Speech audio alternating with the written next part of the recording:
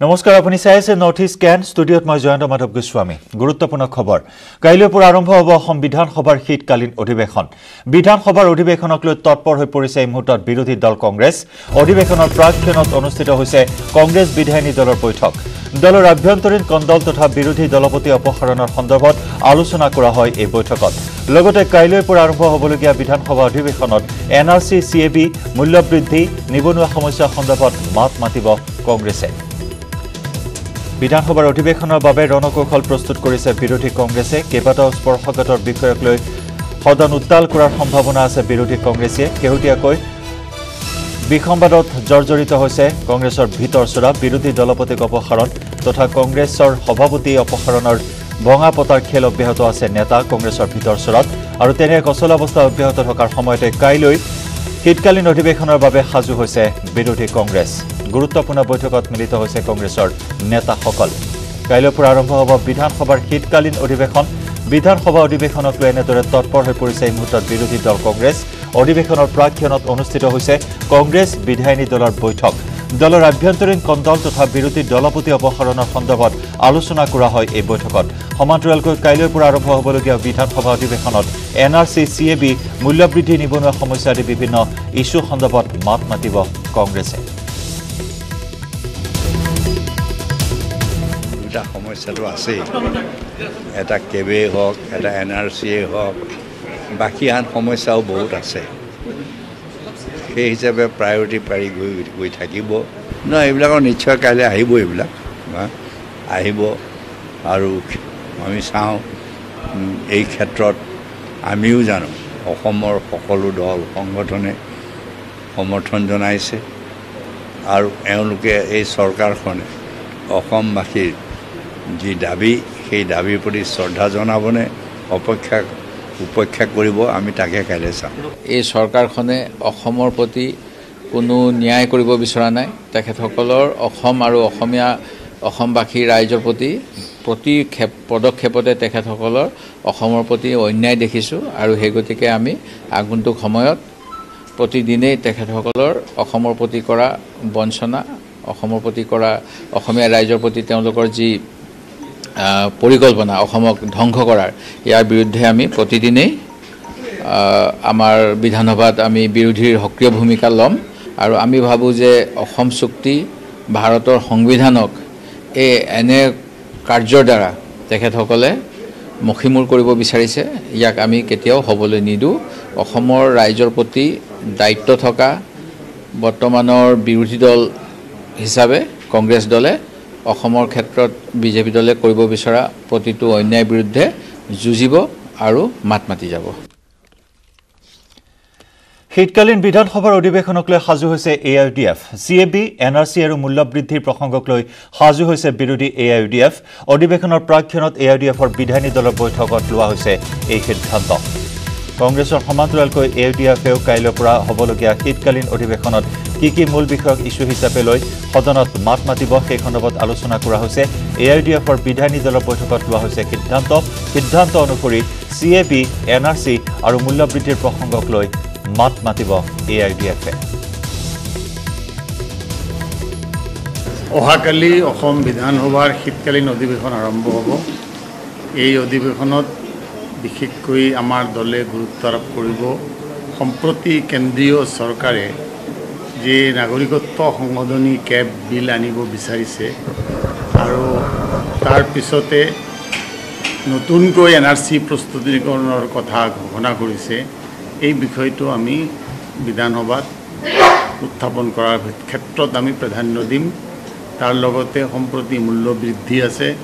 আৰু লগতে আৰু কিছুমান সমস্যা সৰু সুৰা যি আছে অসমৰ সেইখিনি আমি গোটেইখিনিৰ ওপৰতে আলোচনা কৰাৰ সুযোগ বিচাৰিম প্ৰতিবাদ পৰিস্থিতি যদি বাধ্য কৰে প্ৰতিবাদ কৰিম আমি এছেম্বলিত বিষয় উত্থাপন কৰাৰ কিছুমান উইপন্স আছে তাৰ কোনটোত সুযোগ বেছি আমি লাভ কৰিব পাৰিম তেনেকুৱা এটা উইপন্সত আমি সেইখিনি উত্থাপন কৰাৰ কাৰণে চিন্তা চৰ্চা কৰিছোঁ আৰু ইফালে সিএবিক লৈ দলীয় স্থিতি একেই আছে অগপৰ শীঘ্ৰে বিজেপিৰ কেব সন্দৰ্ভত আলোচনাত মিলিত হ'ব অগপ বিধায়িনী দলৰ বৈঠকৰ অন্তত মন্তব্য বিধায়ক সত্যব্ৰত কলিতাৰ CABৰ প্ৰসংগক কেন্দ্ৰ কৰি বিতৰ্কৰ আৱৰ্তত বাৰে বাৰে সোমাই পৰিছে আঞ্চলিক দলটো শেহতীয়াকৈ অগপৰ স্থিতি অস্পষ্ট হৈ আছে এই স্পৰ্শকাতৰ বিষয়টোৰ সন্দৰ্ভত আৰু CABক লৈ দলীয় স্থিতি একেই আছে এক প্ৰকাৰ অগপৰ শীঘ্ৰে বিজেপিৰ কেব সন্দৰ্ভত আলোচনাত মিলিত হ'ব বুলি বিধায়িনী দলৰ বৈঠকৰ অন্তত মন্তব্য কৰিছে বিধায়ক সত্যব্ৰত কলিতাই ইস্যুসমূহৰ ওপৰত আমাৰ দলৰ বক্তব্য নিশ্চয় আমি বিধানসভাৰ যোগেদি আৰু বিধানসভাৰ সমাধানত আমি স্পষ্ট কৰোঁ আমি পূৰ্বস্থিতিতে অটল আছোঁ আলোচনা আৰু সহমতৰ ভিত্তিত আমি সহযোগী দলসমূহৰ সৈতে আলোচনা কৰিম আৰু তেওঁলোকৰ সহমতৰ ভিত্তিত কেবখন আনিম আৰু এই বিষয়ে নিশ্চয় আমি ভাবোঁ অতি সোনকালে আমাৰ ভাৰতীয় জনতা পাৰ্টিৰ সন্দৰ্ভত এটা আলোচনাত আমি মিলিত হ'ম অসম আন্দোলনৰ কাৰণে আমি দাবী কৰিছিলোঁ নে 51 চন এটা চুক্তি হ'ল 71 চনৰ 25 মাৰ্চ গতিকে এই চুক্তিখন অসম গণ পৰিষদৰ কাৰণে এটা অতি গুৰুত্বপূৰ্ণ দলিল বা অসমৰ জনসাধাৰণে প্ৰতিটো পক্ষই এখন গ্ৰহণ কৰিছে গতিকে এই সন্দৰ্ভত আমাৰ দলীয় স্থিতি যেতিয়া এই পৰিৱেশবিলাক আহিব তেতিয়া নিশ্চয় আমি দলীয় স্থিতি আমি আমাৰ স্পষ্টভাৱে দাঙি ধৰিম সকলো ক্ষেত্ৰতে অসম গণ পৰিষদৰ এটা নিজস্ব দৃষ্টিভংগী আছে আৰু এই দৃষ্টিভংগীখিনি আমি বিধানসভাৰ ভিতৰত আৰু বিধানসভাৰ বাহিৰত আমি সদায় স্পষ্ট কৰি আহিছোঁ আৰু প্ৰয়োজন সাপেক্ষে বিধানসভাৰ মজিয়াটো আমি স্পষ্ট কৰিবলৈ আমি প্ৰস্তুত আছোঁ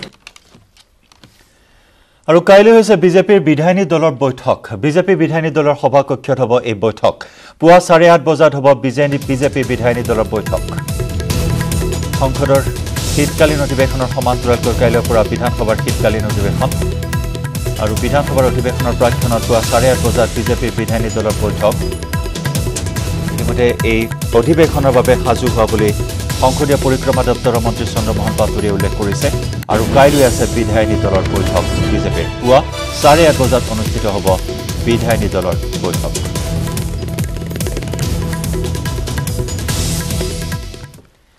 ব্ৰেকিং নিউজ নগাঁৱত অস্ত্ৰধাৰী যুৱকক আটক খাগৰিজানত ৰাইজে কৰায়ত্ব কৰিলে অস্ত্ৰধাৰী যুৱকক ধৃত যুৱকজনৰ নাম শংকুমণি গোস্বামী শংকুমণিৰ পৰা এটা .22 পিস্তল জব্দ কৰা হৈছে ৰাইজৰ অভিযোগ ডকাইতিৰ বাবে আহিছিল শংকুমণিৰ লগত 6-7 জনীয়া ডকাইতৰ দল থকাৰ অভিযোগ শংকুমণিক উত্তৰ মধ্যম সোধাই ৰাইজে গতাই দিয়ে আৰক্ষীক আমি দৃশ্য দেখুৱাইছো নগাঁৱত অস্ত্ৰধাৰী যুৱকক আটক কৰা হৈছে খাগৰিজানত ৰাইজে কৰায়ত্ব কৰিলে অস্ত্ৰধাৰী যুৱকক ধৃত যুৱকজনৰ নাম হৈছে শংকুমণি গোস্বামী শংকুমণিৰ কবলৰ পৰা এটা .22 পিস্তল জব্দ কৰা হৈছে ৰাইজে অভিযোগ উত্থাপন কৰিছে যে শংকুমণিৰ লগত 6-7 জনীয়া এটা বৃহৎ ডকাইতৰ দল আছে শংকুমণিক উত্তৰ মধ্যম সোধাই ৰাইজে গতাই দিয়ে আৰক্ষীক ৰাইজে আমাক হেৰি কৰিছে তাতে খাগৰিজান কলেজৰ ওচৰত পাই এই শংকুমণি গোস্বামী নামৰ আমাক মানে হেৰি কৰি দিছে লগত পিস্তল এটা পোৱা গৈছে লাইচেঞ্চ থকা বুলি কৈছে বাকীখিনি আমি এনকুৱাৰী কৰি আছোঁ এনকুৱাৰীত পালে জনাম বাকী মানুহ এঘৰৰ ঘৰত আহি পেলাই আৰু লগত 6-7 জন লগত লৈ আহি পেলাই সি ডকাইতি কৰিব ইচ্ছা কৰা কৈছে বাকীখিনি এনকুৱাৰীত প্ৰকাশ পাব আমি কৰি আছোঁ কৈ থকা অৱস্থাত দেখিছোঁ এজন ডকাইতক ধৰি পেলাই তেখেতৰ পিস্তল আছে বুলি মাৰি আছে আৰু গুলি এটা ফুটাইছে বুলি শুনা পাইছোঁ ৰাইজে ধৰিছে চবে তাৰপিছত পুলিচক খবৰ দিছে পুলিচে গৈ পেলাই মানে আপোনাৰ লিখি পেলাই উঠাই লৈ আহিছে ইহঁতৰ লগত বোলে 7-8জন মানুহ আছিলে তেখেতে মানে বাইকৰ পিছফালে উঠিবলৈ নোৱাৰিলে যোগীঘোপাত কয়লাভৰ্তি ট্ৰাকৰ পৰা ধন সংগ্ৰহ কৰি জালত এজন ধৃত লোকজনৰ নাম আব্দুল কাদেৰ আৰক্ষীৰ নামত আব্দুল কাদেৰে কয়লাভৰ্তি ট্ৰাকৰ পৰা সংগ্ৰহ কৰিছিল ধন ধৃত আব্দুলৰ বিৰুদ্ধে কয়লা পৰিবাহী ট্ৰাকক ভুৱা নথি যোগান ধৰাৰ অভিযোগ বঙাইগাঁও জিলাৰ অতিৰিক্ত আৰক্ষী অধীক্ষক কমৰ চৌধুৰীৰ নেতৃত্বত অভিযান চলাই আটক কৰে আব্দুল কাদেৰক আৰক্ষীয়ে জব্দ কৰে আব্দুল কাদেৰৰ কম্পিউটাৰ বহু নথি পত্ৰ গৌৰীপুৰ থানাত ৰুজু হোৱা এক গোচৰৰ ভিত্তিত আব্দুল কাদেৰক আটক কৰে আৰক্ষীয়ে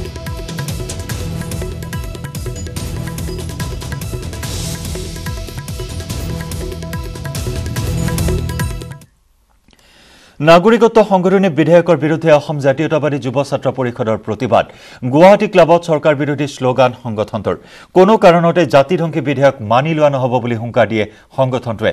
অসম বিদেশীৰ চৰণীয়া পথাৰ নহয় বুলি চৰকাৰক সকীয়াই দিয়ে সংগঠনটোৱে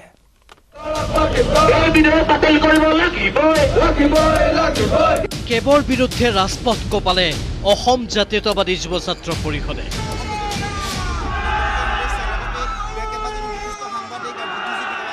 কেব গৃহীত হলেও প্ৰতিবাদ অব্যাহত ৰখাৰ হুংকাৰ সংগঠনটোৰ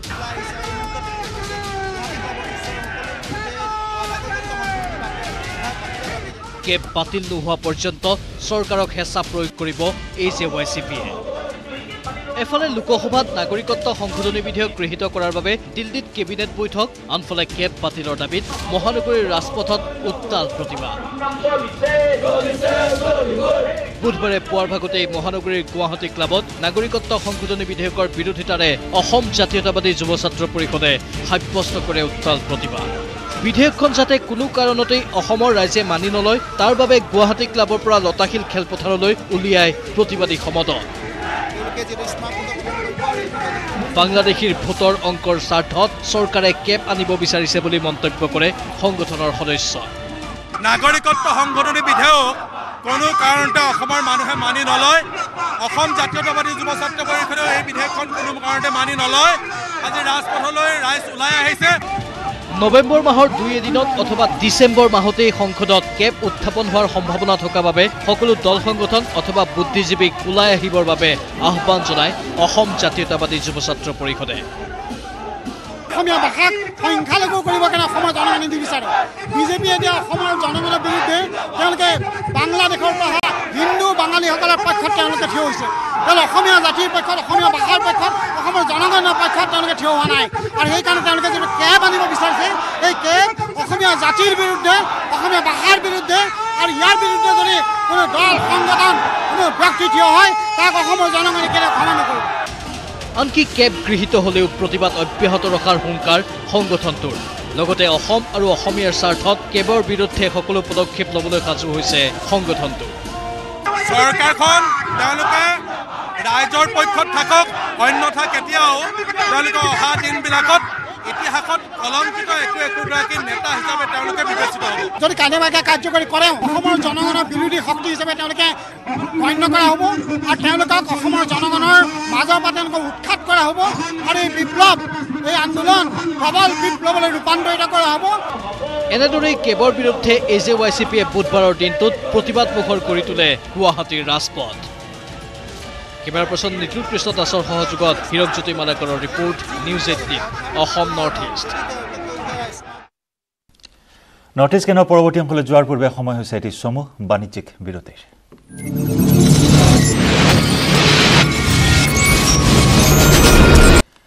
CABৰ বিৰুদ্ধে ৰাজ্যজুৰি অব্যাহত আছে প্ৰতিবাদৰ ঢৌ। নাগৰিকত্ব সংশোধনী বিধেয়কৰ বিৰুদ্ধে তেজপুৰত বিশাল জোৰ লৈ সমদল। CAB বাতিলৰ দাবী তেজপুৰৰ ৰাজপথত নামিল মটক জনগোষ্ঠী আৰু মুছলিম যুৱ পৰিষদ। নাগৰিকত্ব সংশোধনী বিধেয়ক বাতিলৰ লগতে মটক জনগোষ্ঠীক শীঘ্ৰেই জনজাতিকৰণ কৰাৰ দাবীত সাব্যস্ত কৰিলে উত্তাল প্ৰতিবাদ। সদৌ মটক যুৱ ছাত্ৰ সন্মিলন, মটক মহিলা পৰিষদ তথা সদৌ অসম মুছলিম যুৱ পৰিষদৰ প্ৰতিবাদত উত্তাল হৈ পৰিল তেজপুৰৰ ৰাজপথ। আমাৰ সৰ্বানন্দ সোণোৱাল ডাঙৰীয়াক ক'ব বিচাৰিছোঁ যে এখন আইন যদি হয় অসমত এটা ৰক্তপাত হ'ব। আৰু আমি অসমীয়া হৈ মাত মাতিছোঁ। আমি কোনো জাতি ধৰ্ম হৈ মাত মতা নাই, আমি একচুৱেলি অসমীয়া হৈ মাত মাতি আছোঁ। আৰু অসমক যদি কোনোবাই তেনেকুৱা কৰিবৰ কাৰণে চেষ্টা কৰে আমি কেতিয়াও সেইটো মানি নলওঁ।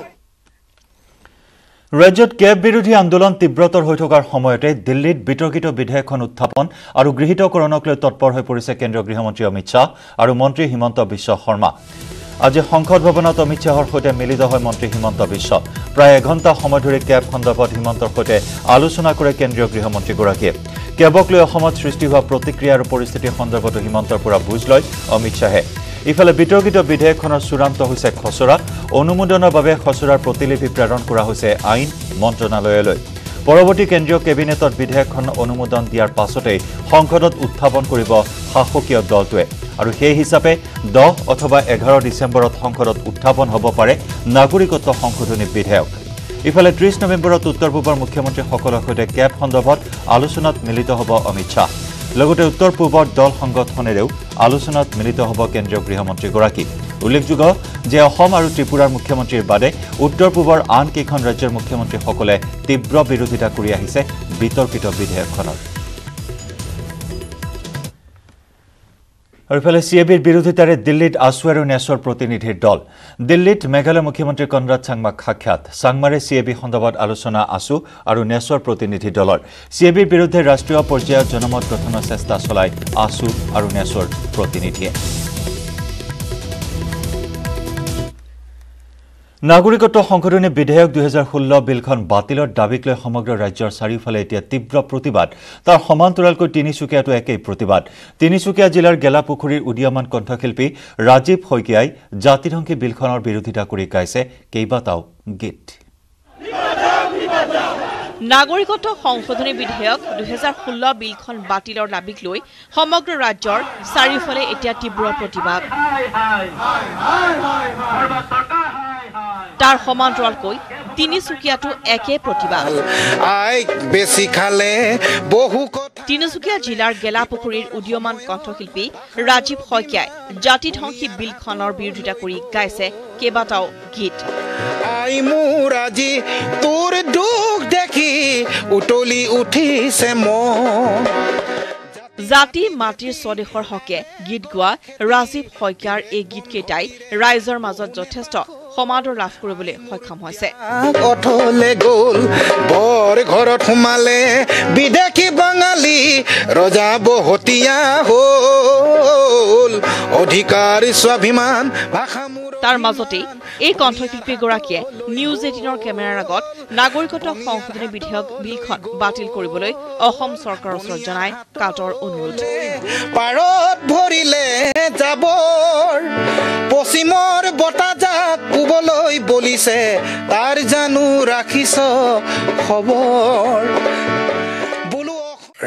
অসমৰ ৰাইজৰ লগতে চৰকাৰকো এটাই অনুৰোধ আপোনালোকে অকমান সুদৃষ্টি ৰাখক আমাৰ অসমীয়া ৰাইজৰ বাবে কেবখন বাতিল কৰিব লাগিব কেবখন যদি বাতিল নকৰে তেতিয়াহ'লে 51 কৰি লাভ নাই বা 47 কৰি লাভ নাই গতিকে মোৰ এটাই অনুৰোধ আপোনালোকে কেবখন বাতিল কৰক হুৱা ৰজা মোৰ বহুৱা নেতা মোৰ আবেগৰ দালাল আইক বেছি খালে বহু কথা গালে বিপদৰ সময়ত সকলো পলাল তিনিচুকীয়াৰ পৰা Upasana Baruah Goswami report news 18 Assam north east উঠিছে মন জাতি মাটি ভেটি আবেগৰ তেজপুৰৰ 1 নম্বৰ দুলাবাৰীত ভয়ংকৰ অগ্নিকাণ্ড জুইত জাহ গ'ল 4টাকৈ বাসগৃহ জ্বলন্ত মমবাতিৰ পৰা সূত্ৰপাত হয় এই বিধ্বংসী অগ্নিকাণ্ডৰ সূত্ৰপাত হোৱা এই অগ্নিকাণ্ডত ইতিমধ্যে 4টাকৈ বাসগৃহত জাহ গৈছে জুইৰ সূত্ৰপাত হোৱাৰ পিছতে বিস্ফোৰিত হয় ৰন্ধন গেছ চিলিণ্ডাৰ আৰু 3খনকৈ অগ্নি নিৰ্বাপক বাহিনীৰ গাড়ীয়ে নিৰ্বাপিত কৰে এই জুই অৱশ্যে জুই নিৰ্বাপনৰ পূৰ্বে জাহ যায় বাসগৃহকেইটা ভস্মীভূত হয় সকলো সা সামগ্ৰী সিৰাজুল ইছলাম নামৰ লোকজনৰ ভাড়া ঘৰত সংঘটিত হয় অগ্নিকাণ্ড সিৰাজুল ইছলামৰ ঘৰত ভাড়াতীয়া হিচাপে আছিল আব্দুল ৰহিম গিয়াসুদ্দিন আহমেদ ৰিয়াজুদ্দিন আহমেদ আৰু তনৱাৰ আহমেদ নামৰ লোককেইজন অগ্নিকাণ্ডত ভস্মীভূত হৈছে এই 4জন লোকৰ বাসগৃহ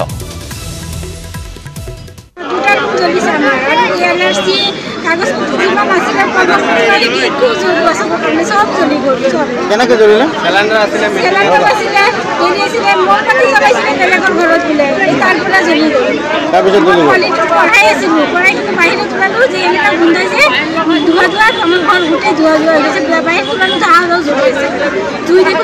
কেইখন ঘৰ জ্বলিলে 4খন আমাৰ ঘৰ দুটা টোটাল 4টা জ্বলিছে ৰঙাপুৰৰ কলিবাৰীত আঘাতপ্ৰাপ্ত হাতী পোৱালিৰ মৃত্যু চিকিৎসাৰ অভাৱৰ বাবে বনৰীয়া হাতী পোৱালিটোৰ মৃত্যু হোৱাৰ অভিযোগ প্ৰায় 3 মাহ পূৰ্বে হাতীৰ জাকৰ পৰা বিচ্ছিন্ন হৈ আঘাতপ্ৰাপ্ত হৈছিল হাতী পোৱালিটো আঘাতপ্ৰাপ্ত অৱস্থাত ৰঙাপুৰৰ বাগিচাত বিচৰণ কৰি আছিল হাতী পোৱালিটোৱে কিন্তু বন বিভাগে নামমাত্ৰ চিকিৎসা কৰি তাৰাজুলি চাহ বাগিচাত এৰি দিছিল হাতী পোৱালিটো আগফালৰ সোঁভৰিত আঘাতপ্ৰাপ্ত হাতী পোৱালিটো খাদ্যৰ অভাৱত ক্ৰমান্বয়ে অসুস্থ হৈ পৰিছিল বন বিভাগে মাজে সময়ে পোৱালিটোক চিকিৎসা প্ৰদান কৰিছিল যদিও পোৱালিটোক উদ্ধাৰ কৰি উন্নত চিকিৎসাৰ ব্যৱস্থা গ্ৰহণ নকৰিলে বিষ আৰু যন্ত্ৰণাত ছটফটাই অৱশেষত কৰুণ মৃত্যুক আঁকোৱালি ল'লে বনৰীয়া হাতী পোৱালিটোৱে হাতীটো আজি প্ৰায় আমাৰ অঞ্চলত আহাটো প্ৰায় 6-7 মাহ হ'ল মই জানামতে 6-7 মাহ হোৱাৰ পাছতো আমি ইয়াৰ গাঁৱৰ ৰাইজে বা আমি নিজেই আমাৰ বিভাগীয় বন বিভাগক আমি অৱগত কৰিছোঁ ইয়াতে এটা মানে আঘাত পৰা মানে হাতী আছে বুলি তো তেখেতসকলে আহিছে মাজে মাজে আহে কিন্তু ট্ৰিটমেণ্ট কৰাটো আমি তেনেকৈ মইতো দেখা নাই কোনোবাই দেখিছে এইটো বেলেগ কথা কিন্তু মই দেখা নাই কিন্তু আজি গম পালোঁ যে হাতীটো মৃত্যুবৰণ হৈছে বুলি গতিকে ময়ো আহি চালোঁ সঁচাকৈ হাতীটো জংঘলৰ এটা মাজতে হাতীটো মৃত্যুবৰণ হৈছে খাদ্য বিচাৰি নাৰেংগীত সেনা চাউনীত সোমাল বনৰীয়া হাতী নাৰেংগীৰ সেনাৰ 51 উপমুখ্য কাৰ্যালয়ৰ এখন কেণ্টিনত প্ৰথমে প্ৰৱেশ কৰে এটা বনৰীয়া হাতীয়ে আমচাঙৰ এই বনৰীয়া হাতীটোৱে উপদ্ৰৱ চলায় আৰু তাৰ পিছতে একাংশ লোকে হাতী খেদিবলৈ নামি পৰে কেণ্টিনৰ পৰা হাতীটো বাহিৰলৈ উলিয়াই পঠিয়াই যদিও বহু সময় ধৰি আতংকৰ সৃষ্টি কৰে আমচাঙৰ পৰা ওলাই অহা এই বন্য হস্তীটোৱে ছ'চিয়েল মিডিয়াত ভাইৰেল হৈ পৰে এই দৃশ্য